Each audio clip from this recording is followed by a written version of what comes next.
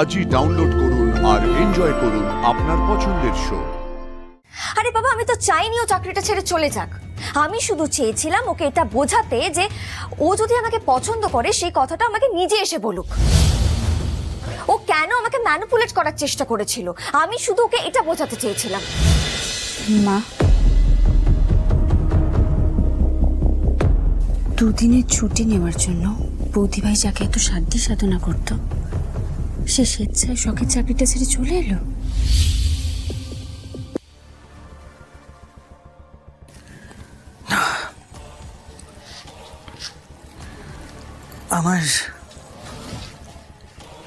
আমার তো মনে হয় না।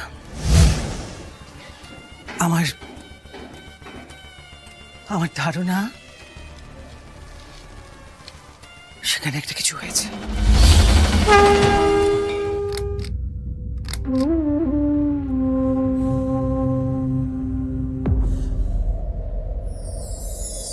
রূপ লাগি আখি ঝুরে গুনে গুনে মনোভোর, প্রতি অঙ্গ লাগি কান্দে প্রতি অঙ্গ মোর।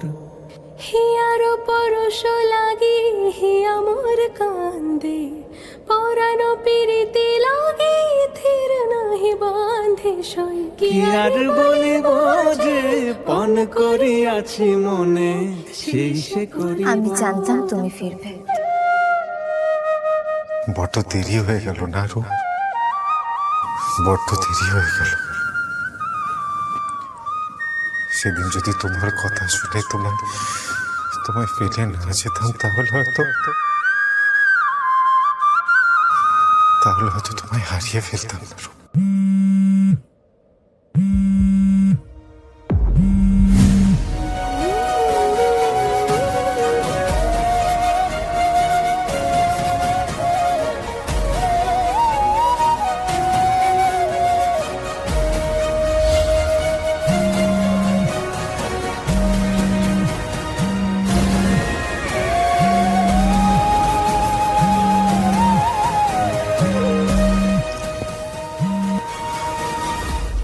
রাধে রাধে।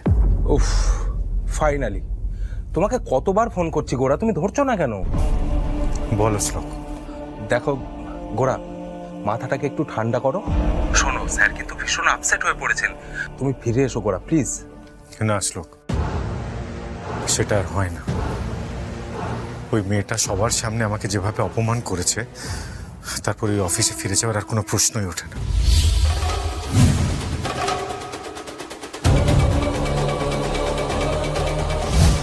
কি মেয়ে দাদাভাইকে অপমান করেছে?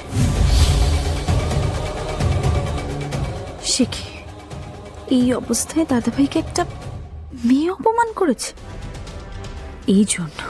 এই জন্য দাদাভাই চাকরি ছেড়েছে। না না, এটা মাকে জানাতেই হবে। সমস্ত কিছু ঠিকঠাক করো। আমি শিবলে, একটু দেরি কেন? তাড়াতাড়ি যাও।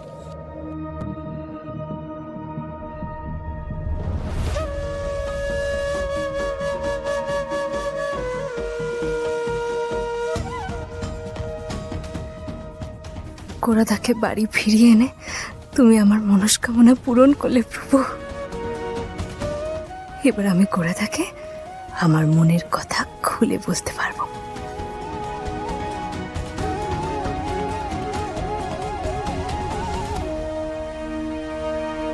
মা, ও মা, শোনো, বলছি দাদাভাই না এমনি এমনি চাকরি ছেড়ে আসেনি গো।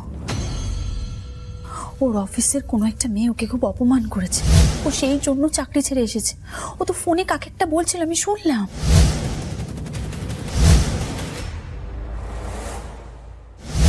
কি? আমার গোরাকে অপমান? দেখি।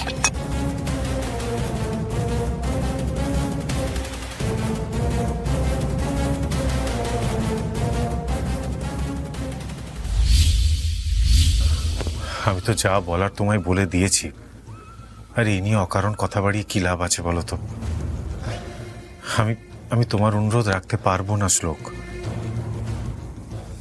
রাখছি, ভালো করে কাজ করুন, রাধে রাধে।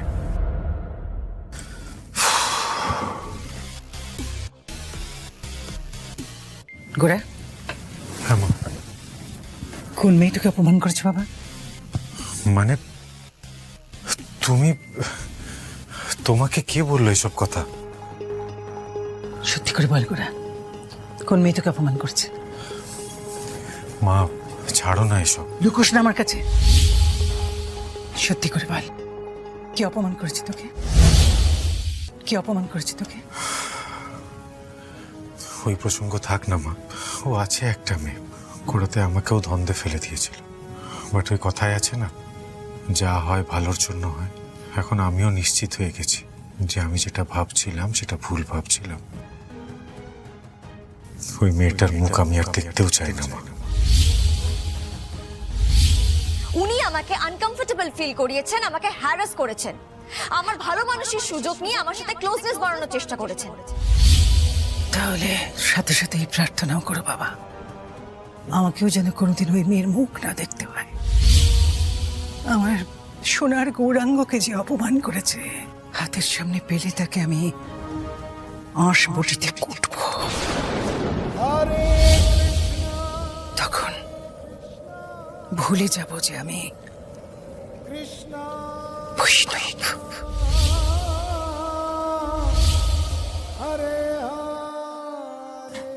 আচ্ছা ঠিক আছে, এবার শান্ত হও। এরকম করছো কেন? গোড়া তো চলে গেছে। ওই জন্যই তো আমার ইরিটেশনটা হচ্ছে। ছেলেটা জাস্ট আমাকে ইনসাল্ট করে চলে গেল আর আমি কিচ্ছু করতে পারলাম না, কিচ্ছু না, ওকে একটা লেসনও শেখাতে পারলাম না। আপনি ক্লোজ হওয়ার কথা বলছিলেন না? আপনার ক্লোজ হওয়া তো অনেক দূরের কথা। আমার ঘরের ছবি হওয়ার যোগ্যতাটুকু আপনার নেই। শিখিয়েছো তো? গোড়ার চাকরিটা তো গেছে। চাকরিটা যায়নি বলস তো, ও নিজে চাকরিটা ছেড়ে চলে গেছে, আর সেই জন্যই আমার আরো বেশি রাগ হচ্ছে। আরে বাবা, আমি তো চাইনি ও চাকরিটা ছেড়ে চলে যাক। আমি শুধু চেয়েছিলাম ওকে এটা বোঝাতে যে ও যদি আমাকে পছন্দ করে সেই কথাটা আমাকে নিজে এসে বলুক। ও কেন আমাকে ম্যানিপুলেট করার চেষ্টা করেছিল, আমি শুধু ওকে এটা বোঝাতে চেয়েছিলাম। তো বোঝাতে তো পারলামই না, উল্টে ওই ছেলেটা আমাকে ইনসাল্ট করে চলে গেল। দিদি, I am sorry to say, but এবার আমারও ইরিটেশন হচ্ছে। আমি সত্যি বুঝতে পারছি না গোড়া কবে থেকে তোমার কাছে এতটা ইম্পর্টেন্ট হয়ে গেল। তখন থেকে তুমি শুধু গোড়ার কথা বলেই যাচ্ছ, বলেই যাচ্ছ, বলেই যাচ্ছ। এদিকে আমি তোমার একটা কথা বলতে এসেছি, সেটা বলার সুযোগই পাচ্ছি না। আই এম সরি, আসলে আমি একটু ঘেটে আছি। এনিওয়ে, বলো কি বলবে, কি জরুরি কথা বলো।